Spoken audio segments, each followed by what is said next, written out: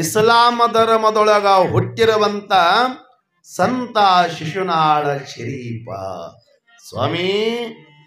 ಹಿಂದೂಗಳಿಗೆ ಶಿವಯೋಗಿಯಾದ, ಮುಸಲ್ಮಾನ ಬಾಂಧವರಿಗೆ ಅಲ್ಲಾದ ಆ ಸಂತ ಶಿಶುನಾಳ ಶರೀಫ ಶಿಶುನಾಳ ಪುರದೊಳಗ ಇರುತ್ತಿರುವಂತ ಸಮಯದೊಳಗ ಶರೀಫನ ಮಡದಿ ಫಾತಿಮಾ, ಶಿಶುನಾಳ ಪುರದೊಳಗ ಫಾತಿಮನ ಒಡಗೂಡಿಕೊಂಡು ಶರೀಫ ಬದುಕನ್ನ ಸಾಗಿಸುತ್ತಿರುವಂತ ಸಮಯದೊಳಗ ಶರೀಫನಗ ಒಂದು ಮಗು ಹುಟ್ಟಿತ್ತು, 3 ತಿಂಗಳದ ಕೂಸು.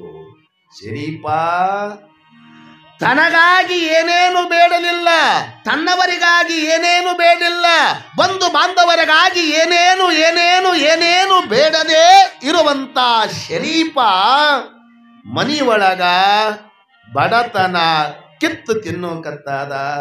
ಎಷ್ಟಿತ್ತು ಶರೀಫನ ಮನಿಯೊಳಗ ಬಡತನ ಅಂದ್ರ ಇವತ್ತ ಶರೀಫನ ಪುರಾಣ ಆಗ್ಯಾದ, ಶರೀಫನ ಚರಿತ್ರೆ ಆಗ್ಯಾದ, ಶರೀಫನ ಪವಾಡಗಳಾಗ್ಯಾವ. ಆದ್ರೆ ಶರೀಫ ಅನುಭವಿಸಿದ ಬಡತನ ಹೇಳು ತೀರದ ಬಡತನ ಸ್ವಾಮಿ. ಮನಿಯೊಳಗ ಮಡದಿ ಫಾತಿಮಾ ಉಪ್ಪಸ್ ಬಿದ್ದು 15 ದಿವಸ ಆಗ್ಯಾದ.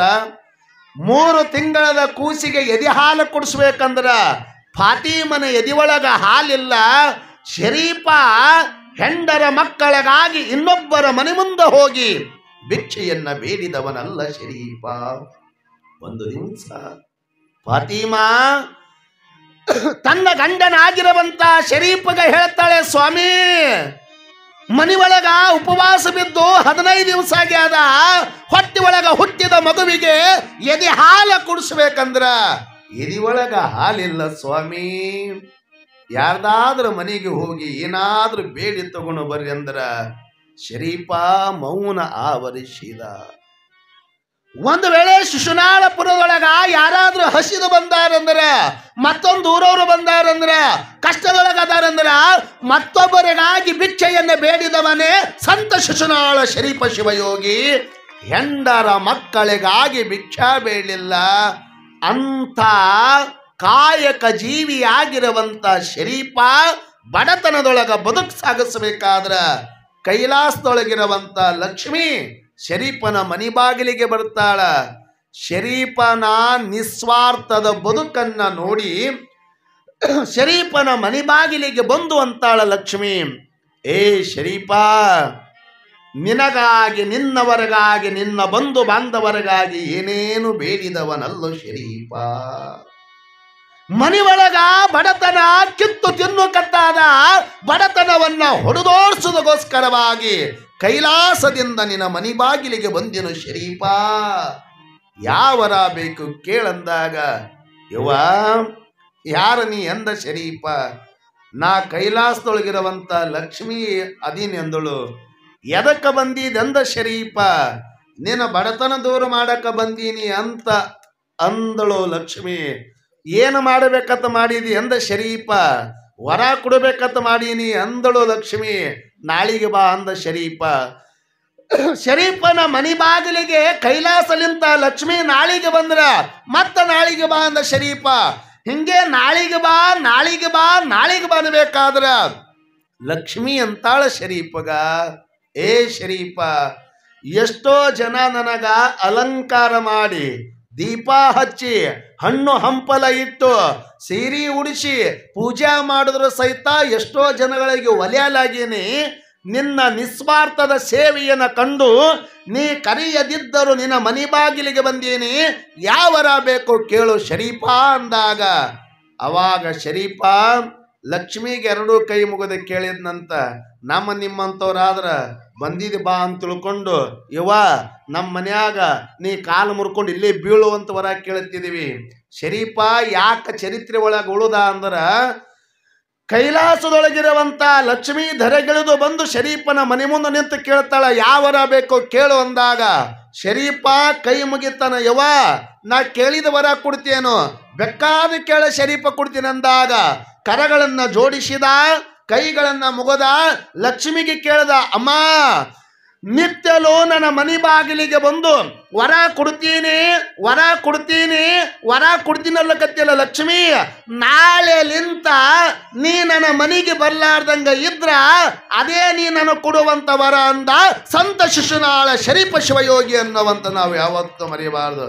ಲಕ್ಷ್ಮೀ, ನಾಳೆ ನೀ ನನ್ನ ಮನೆಗೆ ಬರ್ಲಾರ್ದಂಗಿದ್ರ ಅದೇ ನೀ ನನಗೆ ಕೊಡುವಂತ ವರ ಅಂದ. ಯಾಕ ಚರಿತ್ರೆ ಒಳಗೆ ಉಳಿದಂದ್ರ ಬದುಕ ತ್ಯಾಗಮಯವಾಗಿತ್ತು.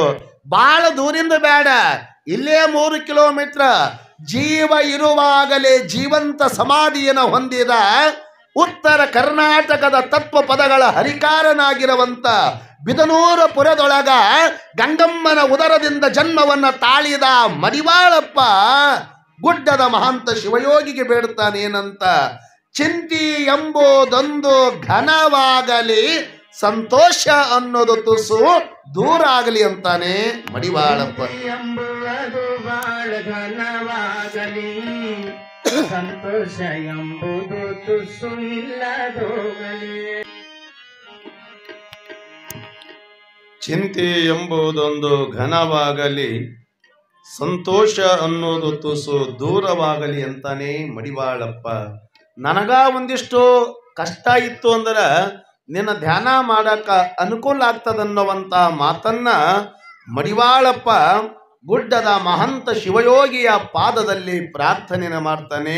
ಒಟ್ಟಾರೆ ಹೇಳೋದು ಅಂದ್ರೆ ಧ್ಯಾನ ಮಾಡೋದಷ್ಟೇ ನಮ್ಮ ಕರ್ತವ್ಯ, ಫಲಾಪೇಕ್ಷೆಗಳನ್ನ ಕರುಣಿಸೋದು ಆ ದೇವನ ಆದ್ಯವಾಗಿರ್ತಕ್ಕಂಥ ಕರ್ತವ್ಯ ಅನ್ನುವಂಥದನ್ನ ಅರ್ಥೈಸಿಕೊಂಡಿರುವಂತ ಕಾಶಿಬಾಯಿ ಮಿರ್ಗಿ ಗ್ರಾಮದೊಳಗ ಜಟ್ಟಿಂಗರಾಯನ ಹತ್ರ ಹೋಗಿ ಸುಖ ಬೇಕಲ್ಲಿಲ್ಲ, ಸಂತೋಷ ಬೇಕಲ್ಲಿಲ್ಲ, ನೆಮ್ಮದಿ ಬೇಕಲ್ಲಿಲ್ಲ, ನನ್ನ ಮನಿತನಕ ಒಂದು ಸಂತಾನವನ್ನ ಬೇಕು ಅಂತ ಮಕ್ಕಳಿಲ್ಲದ ಒಡಲ ಮಗು ಬೇಕೆನ್ನುವಂತ ಬೈಕಿ ಒಳಗ ಪ್ರಾರ್ಥನೆಯನ್ನ ಮಾಡಿರುವಂತ ಸಂದರ್ಭದೊಳಗ ಯಾವಾಗ ಜಟ್ಟಿಂಗರಾಯನ ಆಶೀರ್ವಾದ ಆಯಿತು, ಆ ಯಲ್ಲಾಲಿಂಗ ಮಹಾರಾಜ ಮಿರಿಗಿಯ ಗ್ರಾಮದೊಳಗ ಧರೆಯ ಪಾವನ ಮಾಡಲು ಬಂದ ಧರ್ಮಾತ್ಮನಾಗಿ ಹಾಲು ಮತದೊಳಗ ಹುಟ್ಟಿ ಜಗತ್ತಿನ ಗುರು ಸಾರ್ವಭೌಮನಾಗಿರುವಂತ ಯಲ್ಲಾಲಿಂಗ ಮಹಾರಾಜ ಹುಟ್ಟಿದ 11 ದಿವಸಕ್ಕ